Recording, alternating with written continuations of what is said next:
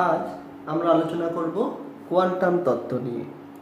Class 12-এর আধুনিক পদার্থবিদ্যার প্রথম চ্যাপ্টার হচ্ছে কোয়ান্টাম তত্ত্ব।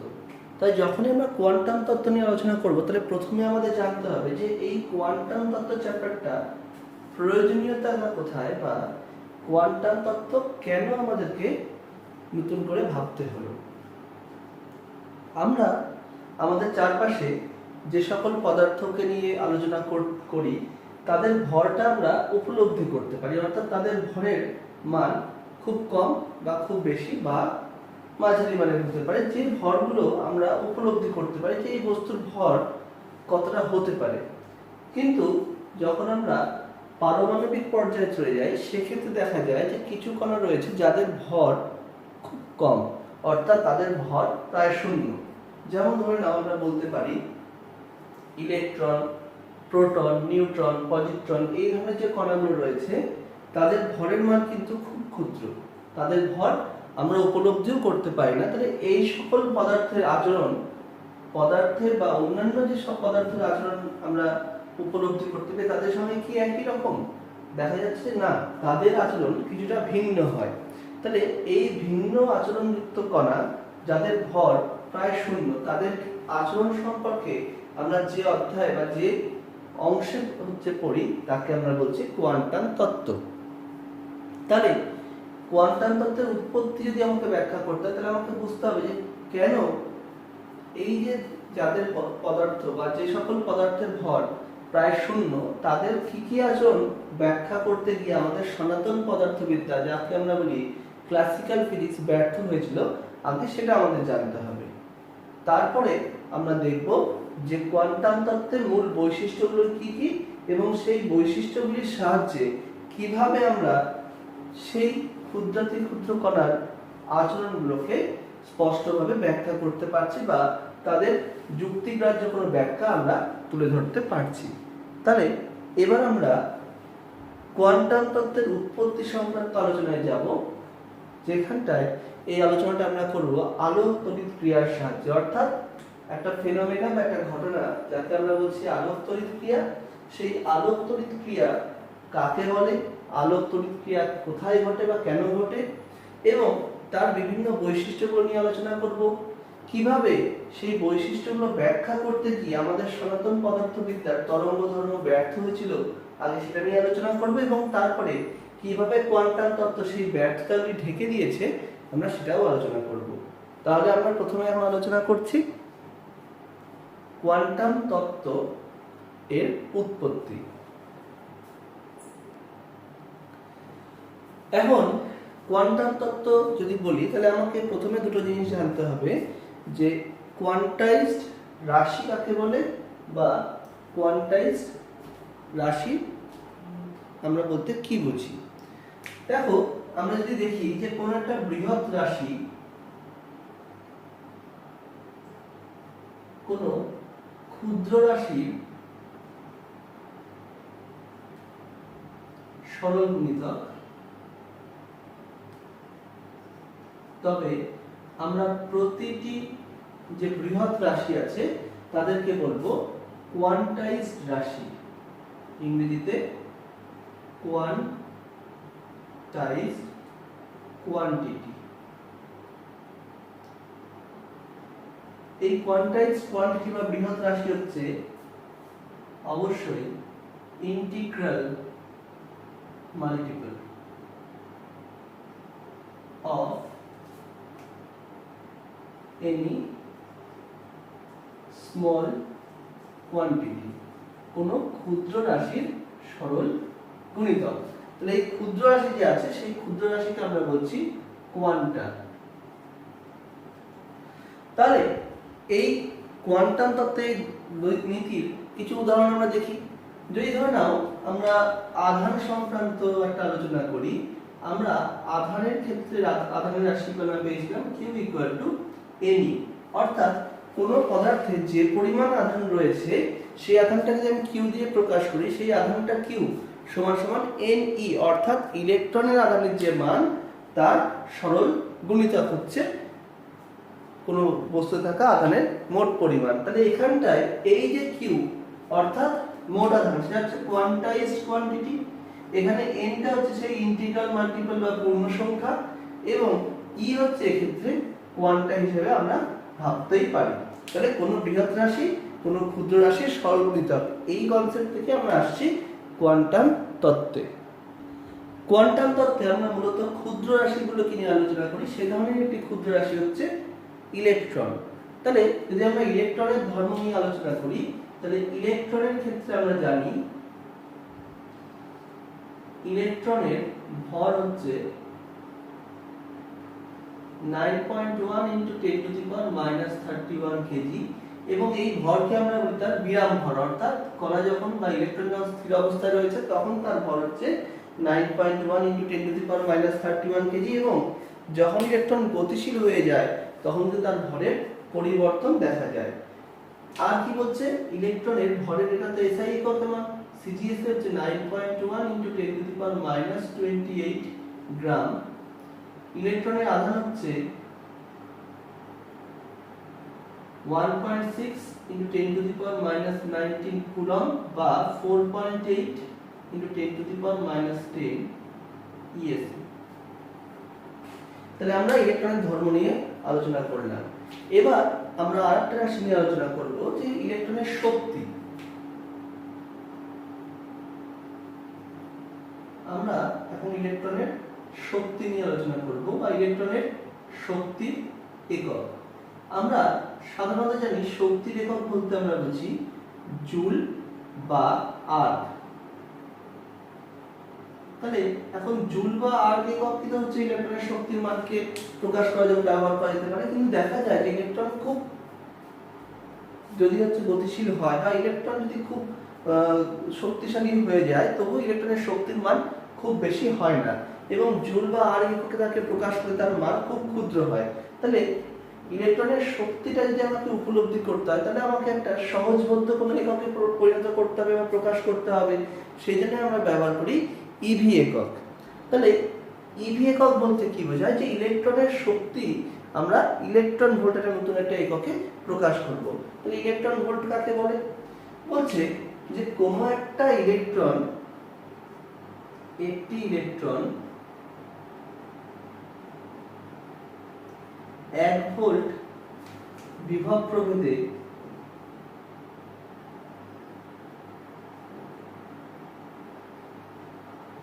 গতিশীল হলে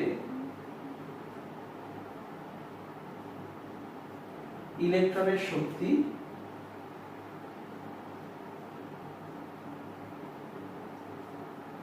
দাঁড়াবে 1 ইভি। তাহলে 1 ভোল্ট বিভব প্রভেদে যদি কোনো একটা ইলেকট্রন গতিশীল হয় তবে তার শক্তি হচ্ছে 1 ইভি। তাহলে যদি আমরা এই ধারণা থেকে তাহলে বলতে পারি যে আমরা জানি আমরা জানি W = QV। তাহলে W = এখানে Q মানে ইলেকট্রন, ইলেকট্রনের আধান হচ্ছে E, আর বিভব হচ্ছে V। তাহলে আমরা যদি একটি ইলেকট্রনের কথা বলি, তাহলে একটি ইলেকট্রন মানে 1.6 × 10⁻19 কুলম্ব, আর 1 ভোল্ট বিভব প্রভেদে গতিশীল, তাহলে 1 ভোল্ট। তাহলে 1.6 × 10⁻19 জুল বা 1.6 × 10⁻12 আর্ক। তাহলে আমরা পেয়ে গেলাম 1 eV সমান 1.6 × 10⁻19 জুল বা 1.6 × 10⁻12 আর্ক। তাহলে আমরা ইলেকট্রনের শক্তি সম্পর্কে একটা ধারণা পেয়ে গেলাম। এখন আলোক তড়িৎ ক্রিয়ার ক্ষেত্রে আমরা আলোচনা করব যে আলোক তড়িৎ ক্রিয়ার ক্ষেত্রে কিছু রাশির কথা বা কিছু তার হচ্ছে আলোক তড়িৎ ক্রিয়া ব্যাখ্যা করতে গেলে কিছু ধর্ম জানতে হবে, সেগুলো নিয়ে আমরা একটু এবার আলোচনা করে নিই। তাহলে আমরা এখন যে সকল প্যারামিটার বা রাশিগুলো সম্পর্কে আলোচনা করব সেগুলি হলো নিবৃত্তি বিভব, প্রারম্ভ কম্পাঙ্ক, প্রারম্ভ তরঙ্গদৈর্ঘ্য এবং আলোক তড়িৎ ক্রিয়া। তাহলে আলোচনা শুরু করা যাক। দেখো, আমরা জানি যে কোনো পরমাণুর কেন্দ্রে থাকে তার নিউক্লিয়াস এবং তার চারিদিকে কক্ষপথ রয়েছে। আমরা শুধুমাত্র তার সবচেয়ে বাইরের কক্ষপথটা এখানে আঁকলাম। এই বাইরের কক্ষপথে একটি ইলেকট্রন গতিশীল, যে ইলেকট্রনের আধান হচ্ছে ই, অর্থাৎ ই হচ্ছে যার মান 1.6 × 10⁻⁻19 কুলম্ব এবং ঋণাত্মক আধান, এবং নিউক্লিয়াসে সামগ্রিকভাবে ধনাত্মক আধান রয়েছে। তাই নিউক্লিয়াস ইলেকট্রনকে নিজের দিকে আকর্ষণ করে রেখেছে।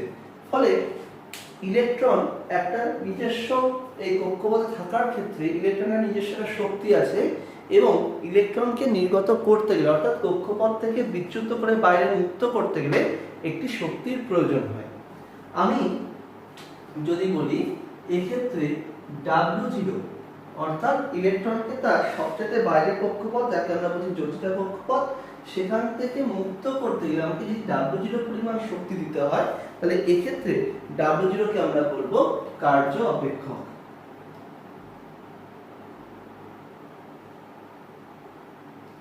যদি প্রশ্ন হয় কার্য অপেক্ষক বলতে কি বুঝি, তাহলে কার্য অপেক্ষকের সংজ্ঞা হচ্ছে বাহ্যিক উত্তেজনার সাহায্যে কোনো পরমাণুর সবচেয়ে বাইরের কক্ষপথের কোনো ইলেকট্রনকে তার বহিস্থ কক্ষপথ থেকে মুক্ত করতে সর্বনিম্ন যে পরিমাণ শক্তির প্রয়োজন হয় তাকেই বলা হয় তার কার্য অপেক্ষক। তাহলে আমরা এখানটা কার্য অপেক্ষকের সম্পর্কে জানলাম। এবার দেখো আমরা কি বলতে পারি যে এই ইলেকট্রন যে রয়েছে সেই ইলেকট্রনকে আমি বাহ্যিক একটি এক্সাইটেশন বা শক্তি দিলাম যার মান ই, এবং এক্ষেত্রে ই এর মানটা হচ্ছে গ্রেটার দেন W0, অর্থাৎ ইলেকট্রনটা তার সবচেয়ে বাইরের কক্ষপথ থেকে মুক্ত হওয়ার জন্য যে পরিমাণ শক্তির প্রয়োজন তার থেকে বেশি শক্তি তাকে দেওয়া হয়েছে। তাহলে কি হবে, ইলেকট্রন সেই শক্তি গ্রহণ করে বাইরে মুক্ত হয়ে যাবে। তাহলে এবার কি হলো, এবার বাইরে একটা ইলেকট্রন মুক্ত অবস্থায় পড়ে রয়েছে। এই যে ইলেকট্রনটা মুক্ত অবস্থায় পড়ে আছে সেই ইলেকট্রন কিন্তু বর্তমানে সর্ববাধা মুক্ত এবং সর্ব আকর্ষণ মুক্ত। ফলে কি করবে, এই ইলেকট্রন এখন নিজের ইচ্ছে মতো গতিশীল হবে। এখন যদি এই ইলেকট্রনকে কোনো বাহ্যিক বিভব প্রভেদে রাখা হয় তাহলে ইলেকট্রন নিম্ন বিভব থেকে উচ্চ বিভবের দিকে গতিশীল হবে, অর্থাৎ সে তড়িৎ বা তাপের পরিবহনে সক্ষম হবে। এক্ষেত্রে আমরা একটা ব্যান্ড থিওরির সাহায্য নিতে পারি যে ইলেকট্রন যখন তার সবচেয়ে বাইরের কক্ষপথে রয়েছে সেটাকে আমরা তার ভ্যালেন্স ব্যান্ড বলছি, এবং তার চাইতে বেশি শক্তি সম্পন্ন অর্থাৎ কিছুটা শক্তি দেওয়ার পরে যে ইলেকট্রন যে স্তরটা বা যে শক্তি স্তর অর্জন করবে তাকে আমরা বলি তার কন্ডাকশন ব্যান্ড। ভ্যালেন্স ব্যান্ডে থাকার অর্থ হচ্ছে ইলেকট্রন তার কক্ষপথে রয়েছে এবং তাকে যে আমি কিছু পরিমাণ শক্তি দিই তবে সেই ইলেকট্রন কিভাবে কক্ষপথ থেকে মুক্ত হয়ে বাইরে মুক্ত হয়ে যাবে এবং ফলে সে তড়িৎ পরিবহন করবে, তার সেই অবস্থাকে বলছি কন্ডাকশন ব্যান্ড। তাহলে কক্ষপথে থাকা আর কক্ষপথ থেকে বেরিয়ে যাওয়া এই দুয়ের মধ্যে পার্থক্য করছি W0 পরিমাণ শক্তি। তাহলে এই যে শক্তির যে পার্থক্যটা তাকে আমরা বলছি ই গ্যাপ, অর্থাৎ এই শক্তির পার্থক্যটাকে আমরা বলছি ই গ্যাপ। মাথায় রাখতে হবে ইলেকট্রন হয় কক্ষপথে থাকবে নাহলে মুক্ত হবে, কখনোই ইলেকট্রন মাঝামাঝি কোনো উত্তেজিত স্তরে থাকতে পারে না। ফলে আমরা বলতেই পারি যে ইলেকট্রনের ক্ষেত্রে মাঝখানের এই অংশটা, এই ই গ্যাপের যে অংশটা, এটা হচ্ছে নিষিদ্ধ অঞ্চল, অর্থাৎ ইলেকট্রন কখনোই এই স্তরে থাকতে পারবে না।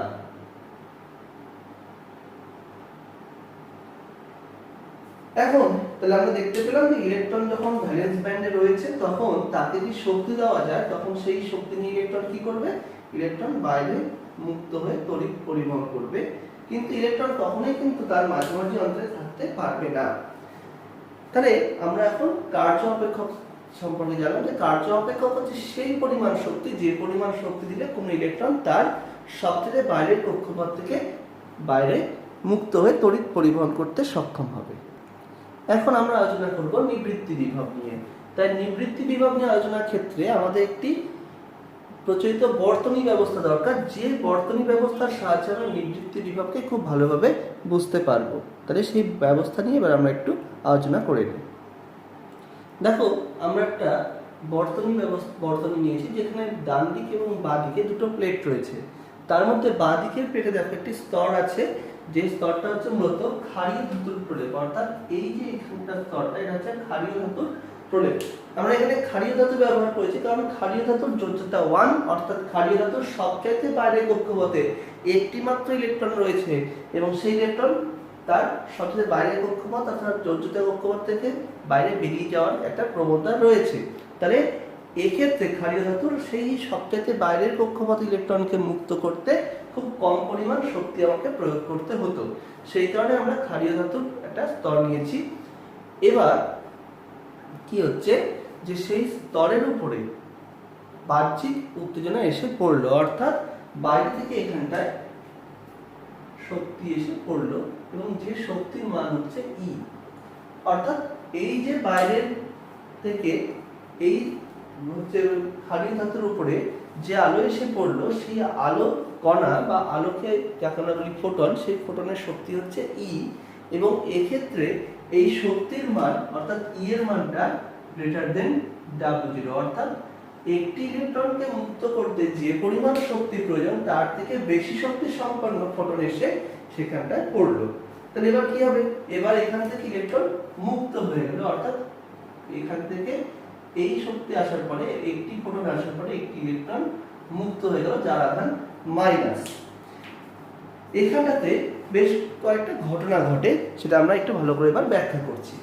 প্রথম যে ঘটনাটা ঘটে দেখো, যে আমরা বাঁদিকের ছবিটাতে দেখি আমরা ইলেকট্রনের এই কক্ষপথ থেকে মুক্ত হওয়ার জন্য যে পরিমাণ শক্তি প্রয়োজন সেটা হচ্ছে W0 এবং তাকে যে শক্তি দেওয়া হচ্ছে সেটা হচ্ছে ই। তাহলে আমরা বলতে পারি প্রদত্ত শক্তি অর্থাৎ যে শক্তি তাকে দেওয়া হলো বা ইলেকট্রন দ্বারা গৃহীত শক্তি, ইলেকট্রন যে শক্তি গ্রহণ করলো সেটা হচ্ছে ই। এই শক্তির মধ্যে ও কক্ষপথ থেকে যখন বেরোয় তখন W0 পরিমাণ শক্তি ব্যয় করতে হবে। তাহলে আমরা বলতে পারি ব্যয়িত শক্তি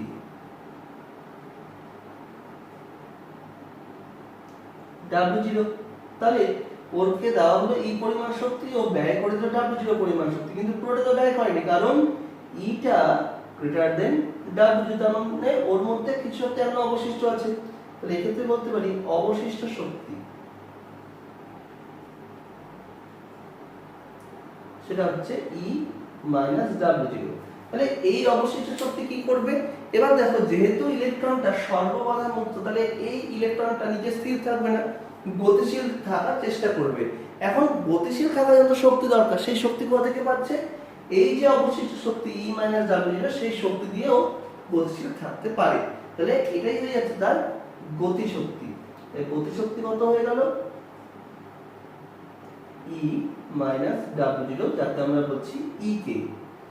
এখন দেখো এখানে একটা সমস্যা আসতে পারে যে যে ইলেকট্রনটা বেরোলো সেই ইলেকট্রনটার উপরে অপর কোনো ইলেকট্রন বা অপর কোনো আধানের প্রভাব থাকতে পারে, সেই আধানের প্রভাব থেকে থাকার জন্য তার গতিশক্তি কিছুটা হ্রাস পেতে পারে।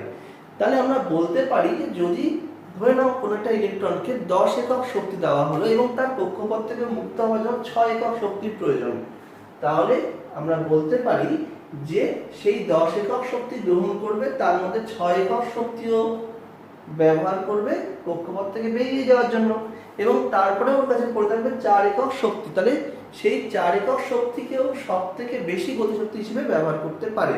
তার মানে গতিশক্তির সম্ভাব্য সর্বোচ্চ মান 4 এককের বেশি হতে পারে না। সেই জন্য আমরা বলছি যে কোনো একটা ইলেকট্রনকে যখন ই পরিমাণ শক্তি দেওয়া হলো এবং সে সেই ই পরিমাণ শক্তির মধ্যে থেকে W0 পরিমাণ শক্তি ব্যয় করলো কক্ষপথ থেকে বেরোনোর জন্য, ফলে তার কাছে পড়ে থাকলো ই মাইনাস W0 পরিমাণ শক্তি এবং এই শক্তিটাকেও গতিশক্তি হিসেবে সব থেকে বেশি ব্যবহার করতে পারি। তাই আমরা এই শক্তিটাকে ই কে না বলে ই কে সাফিক্সে ম্যাক্স বলবো, অর্থাৎ গতিশক্তির সম্ভাব্য সর্বোচ্চ মান হচ্ছে ই মাইনাস W0 এবং গতিশক্তি মানে হাফ এম ভি স্কয়ার।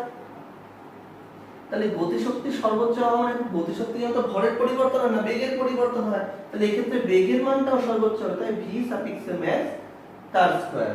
তাহলে আমরা পেয়ে গেলাম যে ইলেকট্রনটা যখন বাইরে নির্গত হবে তখন তার সম্ভাব্য সর্বোচ্চ গতিশক্তি হচ্ছে ই মাইনাস W0, যাকে আমরা বলছি ই কে ম্যাক্স। তাহলে আমাদের যে প্রচলিত বর্তনী ব্যবস্থা রয়েছে সেই বর্তনী ব্যবস্থায় যখন ই পরিমাণ শক্তি ক্ষারীয় ধাতুর স্তরের উপরে এসে পড়লো, যার কার্য অপেক্ষক W0, সেক্ষেত্রে যে ইলেকট্রন বেরোলো সেই ইলেকট্রনের সম্ভাব্য সর্বোচ্চ গতিশক্তি হচ্ছে ই কে সাফিক্সে ম্যাক্স। এখন এই ইলেকট্রন যখন এখান থেকে বেরিয়ে গেল, তাহলে এই স্তরে একটা ইলেকট্রন অভাব হওয়ার ফলে ধনাত্মক তড়িৎগ্রস্ত হয়ে গেল, এবং এই ইলেকট্রন কোন দিকে যাবে? ধীরে ধীরে এই স্তর প্লেটের দিকে চলে যাবে, ফলে এই প্লেটটা ইলেকট্রন পাওয়া যাবে, এই নেগেটিভ তড়িৎগ্রস্ত হয়ে গেল। এখন কি হচ্ছে যে এই প্লেটে যখন ইলেকট্রন এসে জমা হয়ে গেল, ধীরে ধীরে ইলেকট্রনগুলো জমা হচ্ছে, তাহলে ইলেকট্রনগুলো কি করবে? একে অপরকে বিকর্ষণ করবে, ফলে ইলেকট্রনগুলো কি করবে? এখান থেকে দূরে সরে যাওয়ার চেষ্টা করবে। এখান থেকে দূরে সরে যাওয়ার জন্য দেখো ইলেকট্রনকে আকর্ষণ করার জন্য এখানে ধনাত্মক তড়িৎ আছে। এই যে হচ্ছে স্তর থেকে যত ইলেকট্রন বেরিয়েছে ততই বেশি ধনাত্মক হয়ে যাচ্ছে, এবং কি হবে? এই ধনাত্মক তড়িৎদ্বার ইলেকট্রনকে নিজের দিকে আকর্ষণ করবে, ফলে ইলেকট্রন কি করছে? এই স্তরের মধ্যে দিয়ে, এই তারের মধ্যে দিয়ে এই স্তরে গতিশীল হয়ে গেল, অর্থাৎ ঋণাত্মক প্লেট থেকে আবার ধনাত্মক প্লেটের দিকে গতিশীল হয়ে গেল। ফলে আমরা কি পাচ্ছি? এই বর্তনীর মধ্যে একটা ইলেকট্রনের প্রবাহ পাচ্ছি, আর আমরা জানি ইলেকট্রন যেদিকে প্রবাহিত হয় তার বিপরীত দিকে তড়িৎ প্রবাহ ঘটে। তাহলে এই তড়িৎ প্রবাহের কারণটা কি? এই তড়িৎ প্রবাহের কারণটা হচ্ছে আলো। আলো যখন এসে পড়ছে তখনই তড়িৎ প্রবাহিত হচ্ছে, তাই এই তড়িৎ প্রবাহকে আমরা বলছি আলোক তড়িৎ প্রবাহ।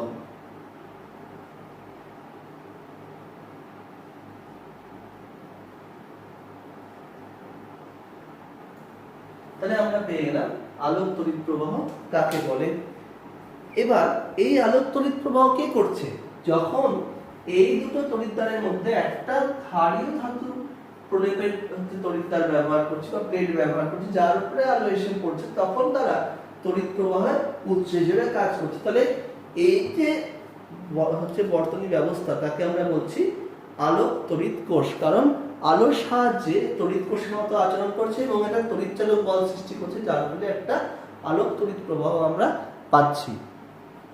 তাহলে আমরা এখানটায় আলোক তড়িৎ কোষ এবং আলোক তড়িৎ ক্রিয়া সম্পর্কে জানতে পারলাম। এবার দেখো আমরা কি বলছি, এই যে প্রচলিত বর্তনী ব্যবস্থা, সেই বর্তনী ব্যবস্থা আমি এবার কিছুটা চেঞ্জ করছি।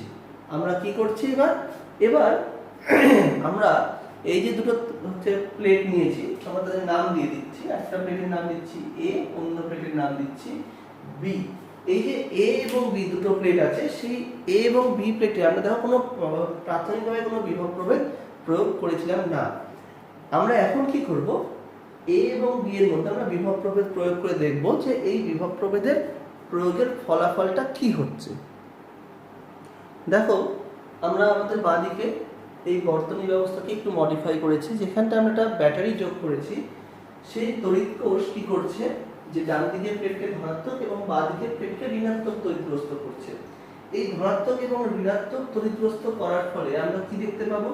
যে আমরা জানি ইলেকট্রন নেগেটিভ তড়িৎগ্রস্ত, যাকে কোনো নেগেটিভ তড়িৎদ্বার বিকর্ষণ করবে এবং ধনাত্মক তড়িৎদ্বার তাকে আকর্ষণ করবে। তাহলে এক্ষেত্রে আমরা যদি কি বলতে পারি, দেখো যে যখন একে আমি ধনাত্মক তড়িৎগ্রস্ত করছি বা একে ঋণাত্মক তড়িৎগ্রস্ত করছি, ফলে বাহ্যিক উত্তেজনা এসে পড়লে যে ইলেকট্রনটা নির্গত হলো, সেই ইলেকট্রনটাকে এখন এই ধনাত্মক তড়িৎদ্বার নিজের দিকে আকর্ষণ করবে এবং সে খুব দ্রুত গতিতে এদিক থেকে এদিকে চলে আসবে, অর্থাৎ এ প্লেট থেকে বি প্লেটের দিকে চলে আসবে। এই যে চলে আসলো, এর ফলে কি হবে? ইলেকট্রনের প্রবাহটাই গোটা বর্তনীর মধ্যে অনেক দ্রুত ঘটবে। আমি বিভব প্রভেদের মান যত বেশি করব, ইলেকট্রনের প্রবাহের মানটাও তত বেশি হবে, এবং এর ফলে আমরা বলতে পারি যে আলোক তড়িৎ প্রবাহ বেড়ে যাবে। যত বেশি বিভব প্রভেদ আমি প্রয়োগ করব, অর্থাৎ বিভব প্রভেদের মান যত বেশি বাড়াবো, আমরা ততই বলতে পারি তড়িৎ প্রবাহের মান বা আলোক তড়িৎ প্রবাহের মান বাড়তে থাকবে। এবার যদি আমি তাহলে উল্টোভাবে বলি, যে যদি আমি এই বাহ্যিক বিভব প্রভেদের মানটা যদি কমাতে থাকি, তখন কি হবে? তখন এই আলোক তড়িৎ প্রবাহের মান কমতে থাকবে। তাহলে আমি বিভব প্রভেদ বাড়ানোর প্রভাবটা দেখলাম, এবার বিভব প্রভেদ কমানোর, অর্থাৎ আমরা তখন কি করেছিলাম? এ প্লেটকে ঋণাত্মক এবং বি প্লেটকে ধনাত্মক বিভব দিয়েছিলাম, যার ফলে এর মধ্যে হয়তো বিভব প্রভেদ কাজ করছিল ভি। আমরা এবার কি করব? এবার এদের মধ্যে বিভব প্রভেদটাকে ঋণাত্মক করে দেবো, অর্থাৎ বিভব প্রভেদ শূন্যের থেকেও কম করে দেবো। তখন দেখি তার প্রভাবটা কি হচ্ছে। দেখো আমরা ছোট্ট একটু মডিফিকেশনের মাধ্যমে আমাদের বাঁদিকের বর্তনীটাকে চেঞ্জ করে দিচ্ছি। এখন তাদের তড়িৎদ্বারকে বিপরীত বিভবযুক্ত করে দিয়েছি, ফলে এখন বিভব প্রভেদ কিন্তু প্লাস ভি না থেকে মাইনাস ভি রয়েছে এবং বি প্লেট ঋণাত্মক তড়িৎগ্রস্ত এবং এ প্লেট ধনাত্মক তড়িৎগ্রস্ত হয়ে গেছে। এখন এর প্রভাবটা কি হবে? আমরা জানি ইলেকট্রন ধনাত্মক দ্বারা আকৃষ্ট হয় এবং ঋণাত্মক দ্বারা বিকর্ষিত হয়, ফলে এই যে ইলেকট্রন যার গতিশক্তি ইকে ম্যাক্স, সেই গতিশক্তি নিয়ে সেদিকে যাওয়ার জন্য সচেষ্ট হবে, কিন্তু ঋণাত্মক আধান কি করবে? তাকে বাধা দেবে, অর্থাৎ ইলেকট্রনের যেতে অসুবিধা হবে, ফলে ইলেকট্রনের বেগ কমে যাবে। ইলেকট্রন তখন ইলেকট্রনের গতি তখন মন্দীভূত হয়ে যাবে এবং এর ফলে কি হচ্ছে? ইলেকট্রনের প্রবাহের হার কমতে থাকবে, ফলে আলোক তড়িৎ প্রবাহ কমতে শুরু করবে। তাই যত বেশি আমি ঋণাত্মক বিভব দেব, আলোক তড়িৎ প্রবাহের মান তত কমতে থাকবে। এবার আমি ধরলাম যে এই তড়িৎ প্রবাহের হারটা যে কমলো, সেটাকে আমরা একটু গাণিতিকভাবে যদি ব্যাখ্যা করি, তাহলে আমরা কি বলতে পারি? আমরা জানি যে ভি বিভব প্রভেদে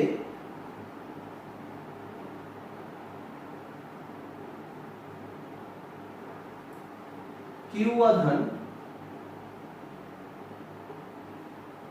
গতিশীল হলে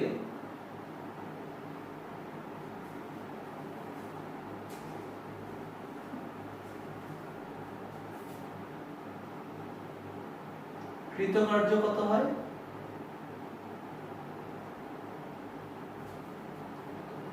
কিউভি। তাহলে এই ভি বিভবে যদি ইলেকট্রন গতিশীল হয়, কৃতকার্য কত হবে? ইভি। তাহলে আমরা কি দেখতে পেলাম যে এই যে ই আধানের মান সম্পন্ন ইলেকট্রন যখন মাইনাস ভি বিভব প্রভেদের মধ্যে দিয়ে যাচ্ছে, তখন তাকে ইভি পরিমাণ কার্য করতে হচ্ছে। মানে এই কার্য করার জন্য শক্তি কোথা থেকে পাচ্ছে? সেই শক্তির সরবরাহ করছে ইকে ম্যাক্স, অর্থাৎ তার যে সর্বোচ্চ গতিশক্তি বা সর্বোচ্চ সম্ভাব্য গতিশক্তি, সেই সর্বোচ্চ সম্ভাব্য গতিশক্তি থেকেই ও এই এ প্লেট থেকে বি প্লেটে যাওয়ার শক্তি অর্জন করছে এবং এই শক্তিটাই ও কৃতকার্যে পরিণত করে এ প্লেট থেকে বি প্লেটে যেতে সক্ষম হচ্ছে। এবার আমি কি করলাম? এই যে ভি বিভব প্রভেদ রয়েছে, অর্থাৎ মাইনাস ভি বিভব প্রভেদ যে রয়েছে, সেই মাইনাস ভি বিভব প্রভেদের মানটা আরো কমাতে শুরু করলাম, মানে -1 থেকে -2 -3 -4 করতে শুরু করলাম। করতে করতে দেখা গেল যে যখন at -v=-v0 হয়ে গেল, অর্থাৎ যখন বিভব প্রভেদের মানটা, শুধু মানের কথা যদি বলি, যখন v0 হয়ে গেল, সেই অবস্থায় ওর কৃতকার্য ev0 এবং শক্তি, যে শক্তিটা রয়েছে সেই শক্তিটা হচ্ছে ইকে ম্যাক্স, এবং এরা দুজন পরস্পর সমান হয়ে গেল, অর্থাৎ ইকে ম্যাক্স ইকুয়াল টু হয়ে গেল ev0। তাহলে আমরা কি বলতে পারি? আমরা বলতে পারি যে যে শক্তি নিয়ে ইলেকট্রন এ প্লেট থেকে বি প্লেটে যেতে পারত, ওকে ঠিক সেই পরিমাণই কাজ করতে হবে। অর্থাৎ এক্ষেত্রে ইলেকট্রন যে শক্তি বা সম্ভাব্য শক্তির যে সর্বোচ্চ মান ওর কাছে রয়েছে ইকে ম্যাক্স, সেই শক্তির পুরোটা ব্যয় করলে ও এ প্লেট থেকে বি প্লেটের দিকে যেতে পারবে, কিন্তু বি প্লেট থেকে আবার এই প্লেটেও যেতে হবে, সেই শক্তি তার কাছে নেই। ফলে কি হবে? আলোক তড়িৎ প্রবাহ হঠাৎ করে বন্ধ হয়ে যাবে। তাহলে আমরা দেখতে পেলাম যে এ প্লেটের সাপেক্ষে বি প্লেটকে যদি আমি -v0 বিভব প্রভেদ দিই, তাহলে সেই বিভব প্রভেদের দরুন ইলেকট্রন এ প্লেট থেকে বি প্লেটে যাওয়ার ক্ষেত্রে ওর শক্তি ক্ষয় হতে শুরু করবে এবং এই শক্তি ক্ষয় হতে হতে যখন এ প্লেট থেকে সে বি প্লেটে যাবে, তার পুরো শক্তি ক্ষয়প্রাপ্ত হয়ে যাবে। ফলে বি প্লেট থেকে ও তারের মাধ্যমে বা বর্তনীর মাধ্যমে আর এ প্লেটে ফিরে আসার শক্তি পাবে না। ফলে আমরা দেখতে পাচ্ছি যে আলোক তড়িৎ প্রবাহ যে চলছিল, সেই আলোক তড়িৎ প্রবাহ এক্ষেত্রে বন্ধ হয়ে যাবে, অর্থাৎ এ প্লেটের সাপেক্ষে বি প্লেটকে সর্বনিম্ন যে বিভব প্রভেদ দিলে আলোক তড়িৎ প্রবাহ সদ্য বন্ধ হয়ে যায়, সেই বিভব প্রভেদকে আমরা বলছি নিবৃত্তি বিভব। কারণ এই বিভব প্রভেদ ইলেকট্রনের প্রবাহকে নিবৃত্ত করতে সক্ষম হলো। আমরা ভি বিভব প্রভেদ যে দিয়েছি বা -v বিভব v0 ভোল্ট যে দিয়েছি, তার থেকে যদি আরো বিভবটা কমিয়ে দিই তাহলেও কিন্তু তড়িৎ প্রবাহ বন্ধই থাকবে, কিন্তু তড়িৎ প্রবাহ বন্ধ হওয়ার শুরুটা অর্থাৎ সদ্য বন্ধ হয়ে যাওয়া যে বলছে সেই ব্যাপারটা কিন্তু -V0 ভোল্টে ঘটবে।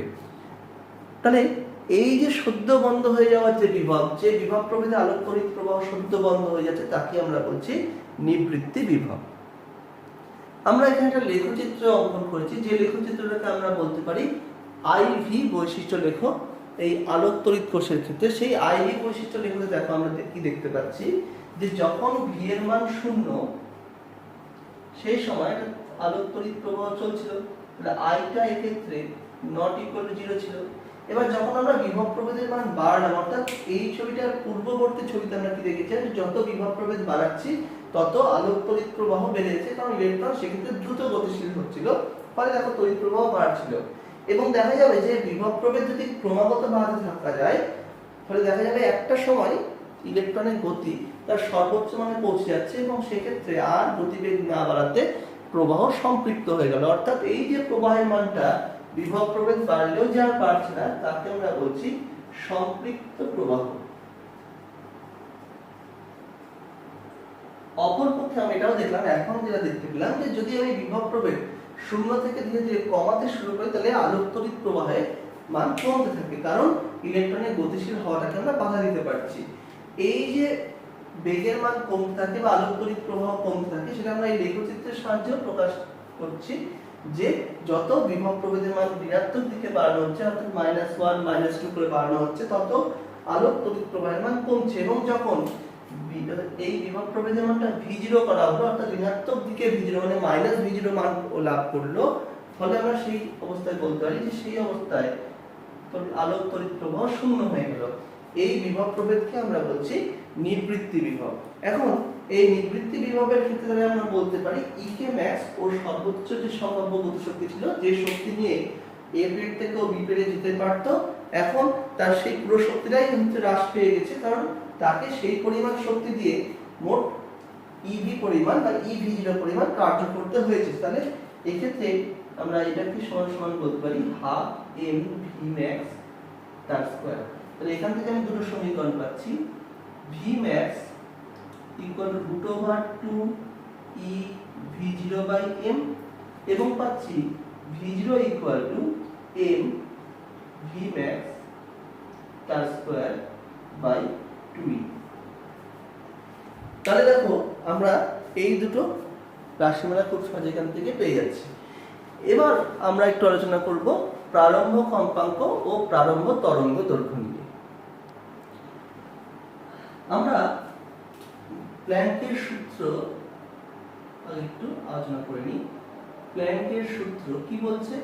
বলছে কোন একটা যদি তরঙ্গ থাকে, সেই তরঙ্গ বা আলোক তরঙ্গ যাকে বলছে ফোটন, সেই ফোটনের কম্পাঙ্ক যদি নিউ হয় এবং শক্তি যদি ই হয়, তাহলে বলছে এদের মধ্যে সম্পর্ক হচ্ছে ই প্রপোর্শনাল টু নিউ বা E equal to H new. এটা হচ্ছে প্ল্যাঙ্কের সূত্র।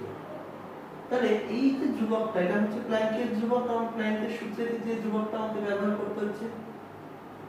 তাহলে এই যে প্ল্যাঙ্কের ধ্রুবক এইচ, এইচ এর মান কত? 6.626 × 10⁻³ জুল সেকেন্ড বা 6.626 × 10⁻27 আর সেকেন্ড, এটা হচ্ছে মান। তাহলে আমরা পেয়ে গেলাম যে কোনো শক্তির সমান সমান h * কম্পাঙ্ক। যেহেতু এখানটায় আমরা একটা আলোক তরঙ্গ বা ফোটনের কথা বলেছি, সেই ফোটনের বেগ তো হচ্ছে আলোর বেগের সমান c। আমরা জানি যে কোনো তরঙ্গ, আলোক তরঙ্গ বা যে কোনো তরঙ্গের ক্ষেত্রে v = n λ সূত্রটা কার্যকর হয়। এখানে ফোটনের ক্ষেত্রে বেগটা হচ্ছে c, কম্পাঙ্ক নিউ, তরঙ্গ দৈর্ঘ্য λ, তাহলে c = μ λ। তাহলে নিউ সমান c/λ। তাহলে এখান থেকে তাহলে বলতে পারি E সমান ছিল h নিউ, তাহলে h নিউ এর জায়গায় c/λ, তাহলে পেয়ে গেলাম E = hc/λ। তাহলে আমরা পেয়ে গেলাম যে কোনো শক্তিকে আমরা কম্পাঙ্ক বা তরঙ্গ দৈর্ঘ্য হিসেবে প্রকাশ করতে পারি। এখন আমরা পেয়েছি W0 হচ্ছে কার্য অপেক্ষক। কার্য অপেক্ষক যদি বলি, তাহলে কার্য অপেক্ষক জিনিসটা কি ছিল? কার্য অপেক্ষক বলতে আমরা বুঝেছিলাম সর্বনিম্ন শক্তি যা দিলে কোনো কক্ষপথ থেকে বা যোজিত কক্ষপথ থেকে কোনো ইলেকট্রন মুক্ত হতে পারে। তাহলে এটাও এক প্রকার শক্তি। তাহলে এই শক্তিটা যে রেসপেক্টিভ মানে এই শক্তিটার জন্য যে কম্পাঙ্ক হয় তাকে আমরা বলছি নিউ জিরো এবং তরঙ্গ দৈর্ঘ্য বলছি ল্যামডা জিরো। তাহলে সেক্ষেত্রে আমরা বলতে পারি যে ডাব্লিউ জিরো সমান সমান এইচ নিউ জিরো বা ডাব্লিউ জিরো সমান সমান H C by lambda zero. এবং যেহেতু এটাও এক প্রকার শক্তি, তাহলে এক্ষেত্রে আমি বলতে পারবো C equal to nu zero lambda zero. এই সূত্রগুলো কিন্তু এক্ষেত্রে ভ্যালিড। তাহলে এখানটায় আমরা দুটো নতুন রাশি সম্পর্কে জানলাম, একটা হচ্ছে নিউ জিরো, একটা হচ্ছে ল্যামডা জিরো। কিন্তু তারা কি, এই নিউ জিরো বা ল্যামডা জিরো বলতে আমরা কি বুঝি সেটা নিয়ে একটু আমরা ছোট্ট করে আলোচনা করি। দেখো নিউ এর মান মানে যে কম্পাঙ্কের বিকিরণ এসে একটা খালি ধাতুর উপরে পড়লো তার মান যদি নিউ জিরোর থেকে কম হয় তাহলে সেক্ষেত্রে এইচ নিউ এর মানটা দাঁড়াচ্ছে এইচ নিউ জিরো থেকে কম বা ই এর মানটা দাঁড়াচ্ছে ডাব্লিউ জিরো থেকে কম। ফলে কি হবে, ইলেকট্রনের নির্গমন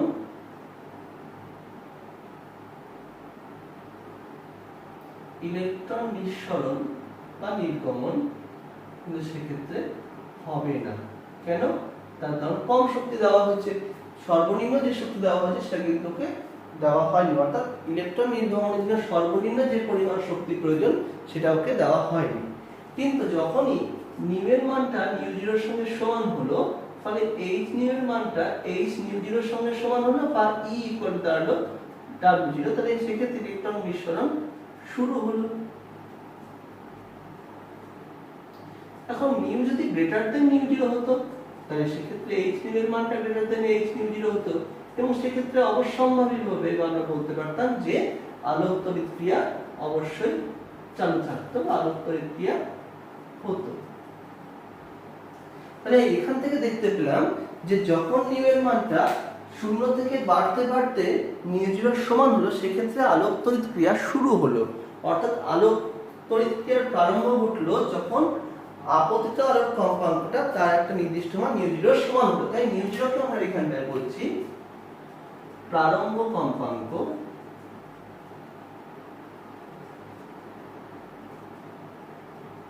বা সূচনা কম্পাঙ্ক,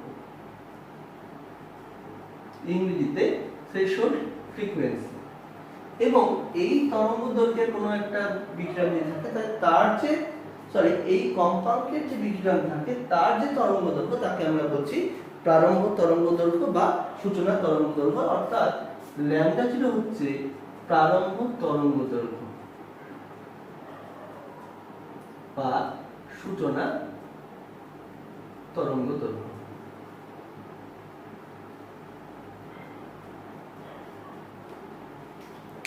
তাহলে আমরা এখন বেশ কিছু রাশি নিয়ে আলোচনা করলাম। আমরা আমাদের পরবর্তী ভিডিওতে আলোচনা করব যে কোয়ান্টাম তত্ত্ব কোন ক্ষেত্রে এই যে আলোক তড়িৎ ক্রিয়াকে সুস্পষ্টভাবে ব্যাখ্যা করছে, বা কোয়ান্টাম তত্ত্ব যদি ব্যবহার না করতাম, শুধু যদি আমরা আলোর তরঙ্গ তত্ত্ব ব্যবহার করতাম, তাহলে আলোক তড়িৎ ক্রিয়ার কোন কোন ধর্মগুলোকে আমরা সঠিকভাবে ব্যাখ্যা করতে পারতাম না, সেটা নিয়ে আমরা এবার আলোচনা করব আমাদের পরবর্তী ভিডিওতে।